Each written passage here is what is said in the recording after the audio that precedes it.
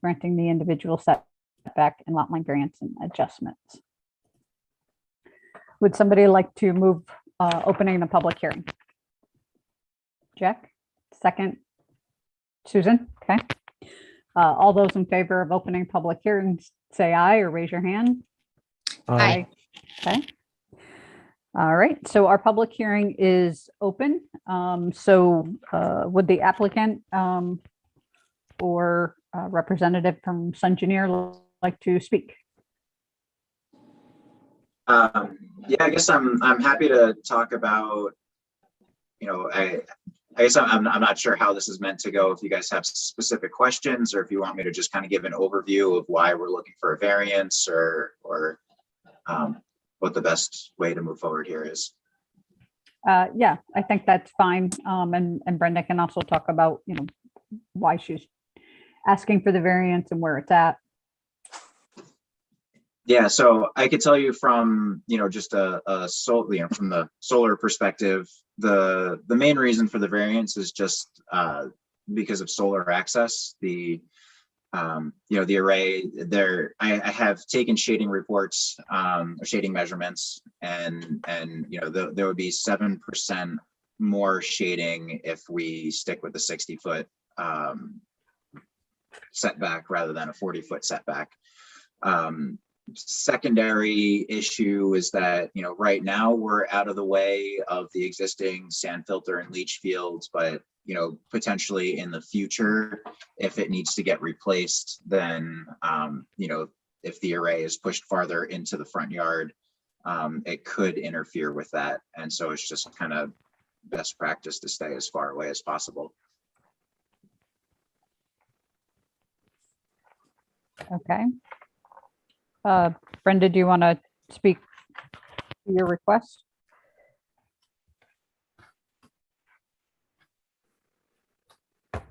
You're on mute. Unmute. Okay, sorry about that. We're looking at, I do this every day teaching. You would think I'd know how, wouldn't you? We're looking at two options on where to put the solar in the front yard. And we already have as much solar as our roof can accommodate. So the choices are the proposal with the variance, or a somewhat larger array set farther back from the street to get the amount of power generated that we need for this household. We're trying to be, not using fossil fuels to run our household as much as possible. We've moved some of the interior appliances from gas to electric in an effort not to use so much fossil fuels. And we're hoping to be able to get an electric car in the near future, as soon as we're able to generate enough electricity to power it. Okay. And have you considered any other spot on your piece of property, or this is the place where you have the sun? We don't have any sun at all in the backyard because our neighbor behind us has a 2-story house that shades most of it and has very large pine trees that shade the rest of it. And the side yard is, the other side of the front yard is very narrow, and there's not room to really do anything so that the panels would face to the south, which is what's desirable to get the most power out of them. Yeah, I just would second that this the middle of the front yard there is really the only area on the property that's reasonable for adding any more solar to this property. Okay. Anything, any questions, I guess I would say, for Jack or Susan at this point, of Brenda or Dave? Well, I've got a few. First of all, the where you've got the panels sited, if we get the variances you need, would be within a utility easement that NYSEG has along the road. And I've written to Dave and asked about that. I asked if he could bring a copy of the easement to the meeting, because I used to own property on Cherry Road myself, and I pulled out my old NYSEG easement, and it has language that says no structure can be erected, no trees whatsoever within the easement without the written consent of the grantee. And I'm wondering if your property is burdened by the same sort of an easement, and if so, whether you've spoken to NYSEG or New York Telephone about the location. I can't speak, I don't know if Brenda has reached out at all, but typically, once we, the plan was once we figured out whether we'd get a variance or not, we'd go out there and flag the site of the array, and then call DigSafe. And, they come back within 2 days to say, if there are utilities in the way or if we're in an easement. I get a phone call from a representative from either, NYSEG or the telephone company. Or Well, I think as I mentioned to you in my last email, the DigSafe is unlikely to have the exact language of the easement in front of them. And so that it's not a matter of digging and hitting something. It's when there's maintenance required, they have to be able to bring in trucks and other equipment. That's why they typically don't allow structures within the easement. So again, if you don't have it, you don't have it. But it certainly is a material issue to me if I was voting on a variance request like this. So the power lines are on the other side of the road, not the side of the road our house is on. The gas line does run along this side of the road. It runs very close to the drainage ditch that's out there. We had it marked off when we had fencing put in earlier. Well, your survey map, which is on file at the courthouse, shows that you have a 15-foot wide NYSEG and New York Telephone easement that runs from the edge of the highway right-of-way into your property. So that easement has about a 5.5-foot overlap with the location that you've got selected. That's all I'm suggesting is that if you have a similar easement to the one I would have signed further down Cherry Road, you would need to get their permission to do this. And so that was my first question. Another thing I mentioned to Dave is, Jack, before we move on that, sorry, you are right. I don't have the easement in front of me. It was just when DigSafe doesn't have any of this information on hand, but you submit the ticket to DigSafe, they reach out to the different, anyone who might have lines there, and then their representatives are the ones that get in touch with us. So there was a plan to figure out if we are going to be within their easement, that will get sorted out before we actually put anything in the ground. okay. But we just haven't gone through that part of the process yet because we wanted to see if we'd get the variance or not. Sorry, I assumed that Brenda would look at her abstract of title and she would see if there was an easement there. So, which would have been easier than waiting and calling.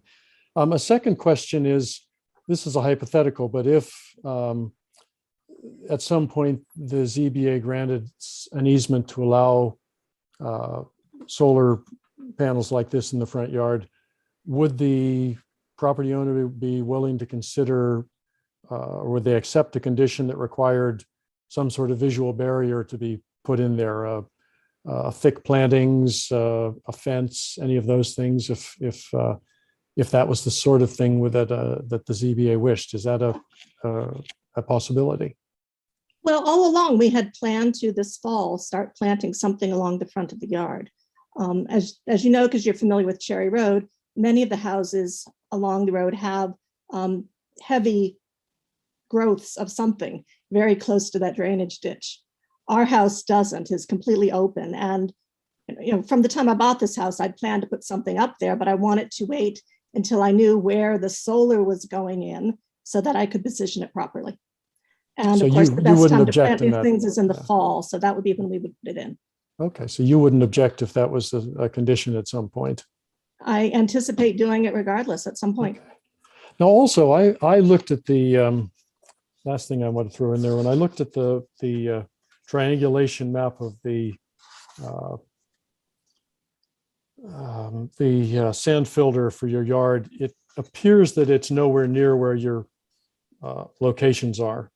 And I just was wondering if you had any. I took the dimensions for the triangulation from the health department sketch of the field as built and drew those onto the survey map that I was able to get from the courthouse.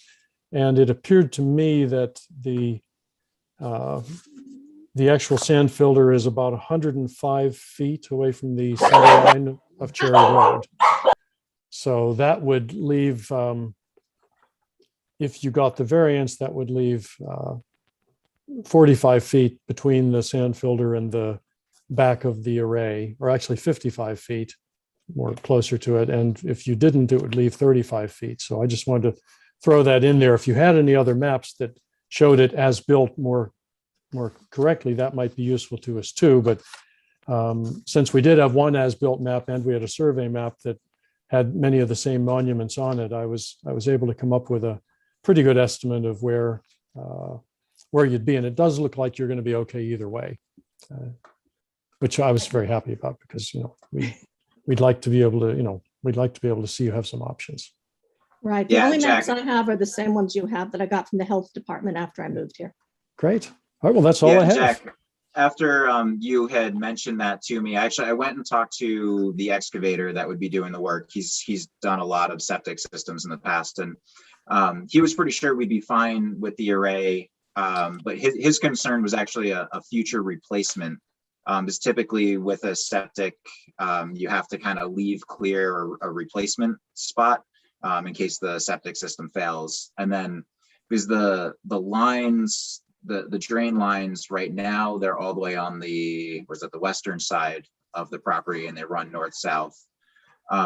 So if a new sand filter would have to go north of the existing one, and then the drain lines would have to get in there somewhere as well. And so his thought was just the farther we could stay away from it, the less likely they'd have to go through some sort of special engineering review for a new septic. It would just be more standard if there was the space there to put in a whole new septic system.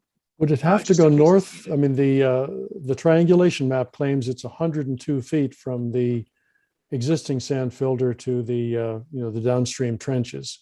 And if it's only 37 feet wide, it would seem you'd have plenty of space to site it to the west of where the existing sand filter is. I mean, again, this isn't anything that's my specialty, but I'm just looking at the maps there, and there seems to be a good bit of room to the west as well as to the north. But again, Yeah. this is, I'm just throwing that out there because it certainly looks like you have some options.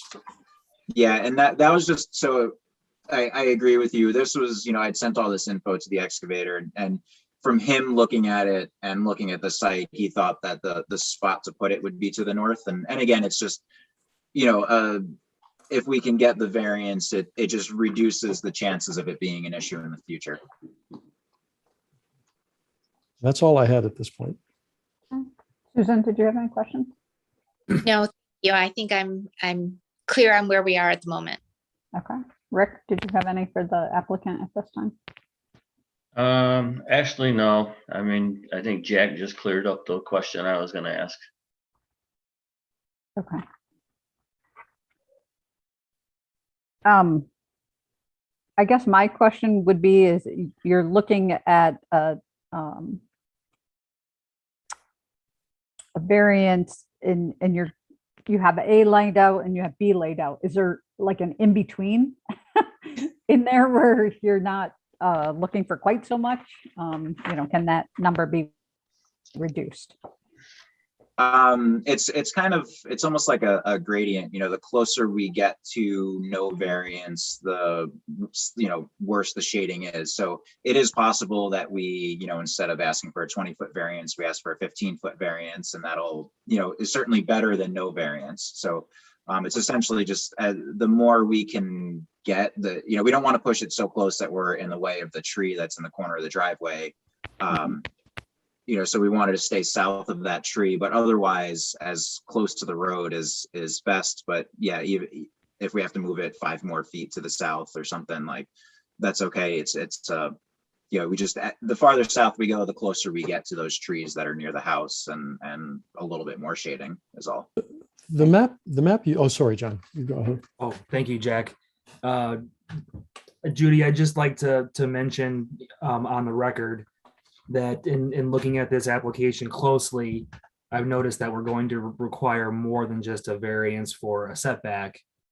Section 270-28M D requires that prohibits ground mounted solar in front yards overall. So we would actually need to re-advertise, and the applicant would need to amend their application to be asking for that variance as well. So this board can't make a decision tonight. The applicant wouldn't be able to pull a building permit. And also, given the conversation, and this is up to the board to decide, but I would suggest that we maybe ask the applicant to provide us with a copy of their survey map, a copy of their deed, and scaled drawings that show us where they intend to put the solar installation, the dimensions of the solar installation, the locations of the leach field and septic system. And any specifications that they have for the solar panels, the dimensions of those as well. How high are they going to be? That kind of thing. So. Okay. I agree with that. And I guess my other question would be, or statement that I'd like to make is, we're supposed to be granting the least variance possible. So, we can say 5 foot, we can say 10 foot, so we really need to know the varying differences in the space that you're looking at. So that's important for us to know. So John, do you want us to go ahead and hear from any of the other folks that came for the public hearing, or? I'd say that folks spent the time to show up tonight. This board could hear them, Could I get the piece of the zoning rules that you mentioned, because we are not familiar with that? Sure. I could email that to you, or I could just speak it out loud to you if you'd like. Well, email's best, but you can speak it out loud. I can, no problem. I'll email it to you, but it's section 270-28M3D. Okay. Okay. And Could I'll I ask- follow up tomorrow morning with an email on that. Could I ask one more question of Dave before we have the public speak? Sure. Dave, when I'm looking at the map that you sent at the aerial photo, there are some trees that are on this lot that are to the west of the house. Would those trees be something that could be trimmed or removed to increase the amount of light you're going to get on the solar array? And the reason I say that is because one of the tests we have in a variance request like this is, are there any alternatives available to the applicant to achieve the goal they have? And if getting a 7% boost in the power output was the goal, and those trees that are directly to the south of it, and we can see the shadows, on the aerial photo you sent us, leaning towards these proposed locations, if those could be removed to increase the power, I mean, technically that's an alternative that we have to factor into our considerations. Yeah, so Jack, you're talking about the trees that are directly to the south that are right next to the house? Directly to the south, next to the house on this lot. Yeah, so I'm actually just scanning through real quick my shading reports where I've got some of the pictures to see, which of the trees that are causing most of the shade. That's that batch there that's in light green. Yeah, would be the ones. So yeah, it would help some to get rid of those trees. There's basically looks like some of those trees, there is, even a little bit of shading in the winter from the house itself. Obviously can't do anything about that. But both, to the east and then farther to the west even, so yeah, some of that stuff, not the, some of that stuff causes a little bit of shade. So it's kind of equal parts, the trees to the south, the house, and then even some stuff way farther to the east. But it's, part of the reason you want to go solar is to, not use fossil fuels and also reduce your carbon footprint. So trees also, take carbon out of the atmosphere. So it's sometimes hard to justify taking down a whole bunch of trees to put in solar. One of my things, I had a similar situation in my house, and we ended up investing in community solar so that we could get our power from something that was built with more efficiencies of scale, where we didn't have to worry about our own small lot size or removing trees or landscaping on our property. Is that something that the applicants considered? I have tried to do that, but the solar farms that one can buy into around here all limit participation to people who do not have roof mounted solar already. Yeah, that's actually, it's a NYSEG limitation because it has to do, you can only have one host to a property. Basically what it means is that either you can have, you know, solar on your own property to sell back, or you can get the credits from solar somewhere else, but you are not allowed to do both. Okay, So so being that she they already have solar on their property, they would not be allowed to participate in community solar. interesting. Okay. Yeah. So, but they could remove some trees because again, we have those 5 questions we have to ask. And so that's one of the questions is, do they have any alternatives? And so at least we've got an answer there. Yeah, removing trees is possible. Sorry about that. I try not to recommend doing that unless it's, you know, like one tree that clearly would make a huge difference. Whereas in this case, there's a whole bunch of trees that all of them make a little bit of difference. But it is possible to remove some trees too. No, I've struggled with that in other applications as well. I mean, you can put in stormwater facilities to catch the runoff, but you cut down the trees that would have helped prevent the runoff in the first place as you're building the facilities. So it's something that society will have to work out. Anyway, I've taken too much of the time, I'm sure. So now I'd love to hear the public. I'm sure everybody would. All right. So, and I think we lost the applicant too. I think Brenda clicked off. So we'll open it up to members of the public. Barbara, I think you had your hand up at one point. If you want to speak, you're on mute. Can you hear me? Yes. This was all very interesting. I think I represent their immediate neighbors, and we are not only opposed to the variance, we are opposed to the installation being in the front yard. So I was very interested to hear that there indeed is a regulation prohibiting it for good reason. We all look at this front yard. I do it daily since I'm right across the street, and certainly the immediate neighbors as we travel to and fro, and to have an installation the size of 50 feet by 10 feet, the size of a school bus, in the front yard, in my face, wires, panels. We'd actually have to look at the back of it because they would have it angled toward the sun, which is the south, daily. We live in a residential neighborhood. Is this the kind of thing that regulation prohibits? Nothing that big should be in a front yard of a residential neighborhood. Already Cherry Road is seeing increased traffic from commercial enterprises at either end. This is only going to make things worse. Already our property values could be affected by this monstrosity in a front yard. I believe the neighbors have written letters, as we have. Did you receive them? Yes, we have received letters. Okay, they all make very good points about our strong objections to this installation. There are side yards that perhaps if they toned it down a little bit could be less obvious.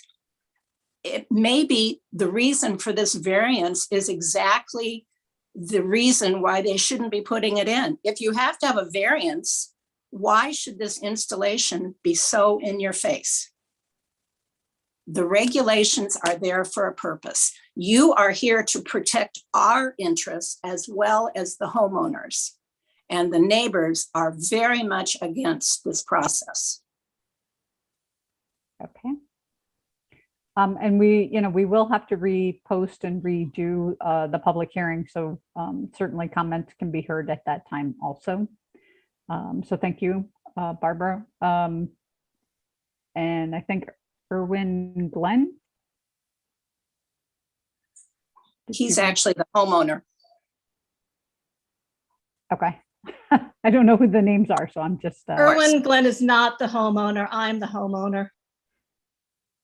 Okay. But of the same household. So that's not somebody else from the public. No. Okay. Okay. Is there anybody else from the public that would like to speak at this time? Okay, seeing none. So the board members, do you have any questions before we, at this time, John, do we close the public hearing? Because it's going to be a completely new hearing next time, right? Yeah, you can just close and we can re-advertise and just hold a new hearing. Okay. So before we close the public hearing, Rick or Susan or Jack, any more questions of the applicant at this time? No? Okay. So would somebody like to move closing the public hearing? Rick, is there a second? Second. Second. Okay. Rick and Jack. And all those in favor of closing the public hearing, say aye. Aye. Opposed, abstentions. Okay, so the public hearing is closed. So we've heard all the comments that we're going to from the public at this point. If we have any questions specifically for the applicant, we can direct them specifically to the applicant. So do any of the board members have any questions or anything that we want clarified, as we will have to redo this public hearing? John, you provided a pretty good list of stuff that we are going to want before the next public hearing. Anybody have any other thoughts on that? I have one question. I found the zoning document in the language, but it refers to an attachment, which does not seem to be online. Yep, that's actually a PDF. If you were to, right in the beginning of section, right in the beginning of the zoning code, I can send it to you tomorrow morning. Okay, Brenda? That would be best. Thank you. Yeah, no problem. Okay. Judy, my whole hope is that we get a little better information, though, as you've mentioned, the exact dimensions, the locations of the key things, how close it is to the house, to the trees, to the sand filter. I think that's going to be a big help. And I'm just curious, did you all have the plan set? So the plan set itself had specific dimensions of the solar panels, the array, the height, all of that sort of stuff on the. oh yes, on it. yes. Okay, but I can also put in more dimensions, as like Well, how close to the house, how close to the sand filter, those sorts of things. I think what we'd ideally like to have would be the survey map with this superimposed on it somehow, and it has to be. We can't ask you to have a surveyor do it, but it should be something that we can all go out there and we can verify, and it would involve possibly doing a little bit of testing to see where the sand filter actually is. But again, the full front yard issue, there's no guarantee. The problem here in many ways seems to be the lot is just too small. And that's a common issue in many residential districts, that the lots aren't big enough for, and it's not just solar. If you wanted ground source, there wouldn't be enough ground there that's open that you could get the power you needed necessarily to heat the home. So it could be, in some level, the physical constraints of the property, if you're not willing to cut down all the trees or whatever, are a factor. And that's something the zoning board can't handle. But getting a good map that shows us what the options are is really helpful. Okay. All right. So I guess at this point, we don't have any action to take because we will be reholding this public hearing if the applicant provides a new request. So, Excuse me, I have a question. Sorry. Well, you might want to hold it, Barbara, until the next public hearing. Just to know, would we be notified of that public hearing? That was my question. Yes, Okay. absolutely. Same as Same we have letter. Yep. Okay, notifications to neighbors, requirement certain days in advance kind of thing. okay, we So, got very little notice on this last one. So if a longer notice period would help. So I understand you're closed, but we okay. all want. I would just say, if you have any specific questions, you can certainly contact Heather or John in the code office, and they will be able to assist you with that. So, and one of the nice things for the applicant here is that they've already seen the comments of their neighbors and they've seen the sort of questions that the board is asking. at least on one of the two variances they need. So, I always would think it's useful to encourage the applicant to take those into consideration and see if they can come back with a plan which is going to be more likely to pass the test and also get the support of the neighbors. Because it is, having a dry run can be really handy. I've seen applications come back in a modified form the second time around that we would have voted down initially, and we accepted it. So if I don't know if that's possible here, but it's they don't have to come back in exactly as they proposed initially if they feel that they want to respond to some of the feedback. Right. And I guess I would just add to that, Brenda, are you aware of the balancing tests that we have to go through as part of the zoning board, and the 5 questions that we have to answer a yes or no and make a determination on? Good point. You're on mute. Sorry. I would appreciate getting a copy of those because I have a idea of what they are, but I have also not found those written down anywhere. Okay. I'm sure John can help you with that, because these are, very specific questions on how we have to balance the, your benefit versus the community's detriment kind of thing. So that's the 2 pieces that we have to look at, but there's 5 specific questions. Yeah, I'd appreciate getting them. Great. Okay, so at this point, the public hearing is closed. So there's no more that this board needs to take care of on this matter. So thank you for attending, and we will talk to you again at a future zoning board meeting. Okay. Thank you. So board members. Thanks for your time. Thank you. So John or Heather, one of you, can you explain where we're at the town of Lansing with meeting in person and what kind of decisions we need to make as a board on what that looks like? To the best of my knowledge, we will be in person for the next meeting, to the foreseeable future. There's some kind of legislation pending in New York State that may allow for some board members to meet remotely. I saw a draft of it though, and it still required that there was still an in-person requirement as well. So I'd say we're going to be in person. So we're going to need to decide whether we're, masked, that kind of thing. Okay. And I guess my understanding is CJ had sent out some information. We would have to make a determination and a request to the town board on what we want, whether we want our meetings with people in masks or we don't care. Is that right? That sounds right, Judy, but I'll be honest with you, I'm not 100% clear on that stuff. Lansing does things a little bit differently than other places that I've been with, and every board kind of making their own rules is a new one for me.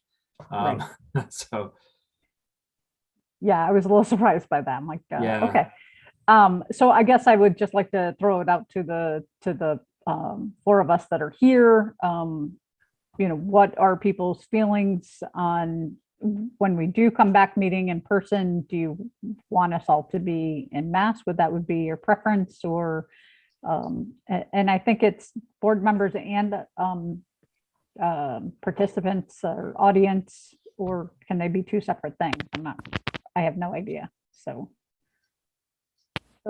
I guess I'm just asking, what is your guys' opinion? What would your preference? No mask, no Zoom. Yeah, if I may, I would say that I don't have a preference, but I will certainly wear a mask if someone is concerned and would like me to do so. In terms of Zoom, is it possible for us, are we still going to be live streaming and allowing the public to participate remotely, or does everyone have to be present? I think that we will probably be completely in person, because it is extremely difficult for us as staff to administer blended meetings like that. We have a very hard time doing Zoom meetings. We're trying to put stuff up on the screen. We're monitoring admission to the room. We're responding to an inordinate amount of emails and chat during the meeting. So for us to sort of handle a virtual world and the actual world, I think we would prefer to just be completely in person. Heather, I don't want to speak for you, but would you agree with that? You got it. I got it. So I guess I would just like to ask, are you still going to be recording so that people don't have to come so the public doesn't have to come to the meeting? Will it still be live streamed at all? I think so. I mean, we did that, Okay. we were doing that. I think we can still do that. And we Okay. could always, we could always probably make exceptions if somebody, needed to have their, engineer, video conference in or something. We could probably arrange for that. But, as a rule, I think it'd be great to just have stuff one way or the other. I want to be able to be flexible too, right? Like, we've got this technology that has worked for 2 years. Let's not completely throw it out the window, but, Right. Right. So Jack, I think Rick, you did. I agree with Rick and Susan. Okay. My preference would be in person and unmasked, at least as far as the board. But if somebody came in and said, I won't feel comfortable under those circumstances, I'm happy to put a mask on. I know we kind of went the opposite direction. If you want to wear a mask to protect yourself now, we're happy to have anybody wear a mask Yes. that wants to wear a mask. That's never an issue kind of thing, but we didn't go the opposite way. So, and I believe from my read of the legislation, it is a matter of the public has to be able to attend wherever there's a quorum of the board. So we may have one of us that, like, maybe Mary's traveling or something, she could still attend virtually, but as long as we still had a quorum where the public was allowed to attend. So it's always going to be probably town hall. So as long as there's a quorum there, somebody that needs to be able to attend virtually is going to be able to. But I do believe also each town is supposed to be able to set our own local law or whatever to go with those rules too. So more to come. Yeah, it's still just a draft. So yeah, and we have 60 days to put it all into place. So we have a little bit. So, but yes, my preference would be in person, unmasked. I have a horrible time hearing people when they're masked, so that would be kind of my present. But I would really like to see us continue to do the live YouTube. I think the public is viewing it, and they are, maybe they don't want to speak at a meeting, but they don't want to come out for a meeting. So I think it has definitely brought us a lot closer to the public. So I would like us to be able to continue that. So John and Heather, can you take that back to CJ? And if there's anything specific we need to pass a resolution or request to the town board, I can do that for the good of the board. Yep. Okay. And besides, if this action comes back as another public hearing, are there anything else for May that you're aware of at this time, or don't know? No, I don't have anything else that I'm aware of. Okay. Probably this application. I would hope they could get it together, but. And thank you for looking up whether it was allowed in the front yard. I was trying to figure that out quickly before the meeting, and I'm not as good as Jack on how to find all this stuff in the zoning ordinance. Well, John finding that was fantastic. I mean, that I hadn't even thought to look for it. Yeah, that was going to be my first question. Is like, is this even allowed? So, okay. Any other questions? Do we have training coming up that we have to do? Just a reminder that everybody, we have to do training. Please do your trainings and send any certificates to me so I can keep track of them. And may I ask a quick question about those trainings? So I was able to find some, read through on your own pace documents out there, but in terms of specific training, if you can send me any links you have, I appreciate that. I saw the one that CJ sent on solar, and I may be able to look at that one, but I appreciate any tips and tricks for training you guys might have. Yeah, I can get you some links. Great. John's done lots of training. He could do training for us. Yes, I could. That's, Done. Did it for me. I mean, that's actually a good idea. I mean, it's I'll it's dust one off way the that old you, PowerPoint. I mean, it gets you some training that's directed at exactly what you need to know. You know, it's frustrating when you can get credit for things like learning about how zoning affects, farming, or how to, there's lots of things out there that count, but they're more for a planning board than a ZBA. So I'd love if we could get John to do a training session. Yeah, well, how about sometime when we have, when we have maybe a month where there's, I see there's nothing on there, we could maybe schedule something like that, That'd be great. That would be wonderful. Sure. Yeah, these nights are reserved. So if we don't have something and we can do training, I'm happy to have us meet for training. So, You got it. okay, if there's nothing else, somebody want to adjourn? I'll make a motion. Okay. We're all in favor. We're adjourning. All in favor. Thank you all. Good night. Good night. Thank you. Thanks, everybody. Bye. Bye-bye.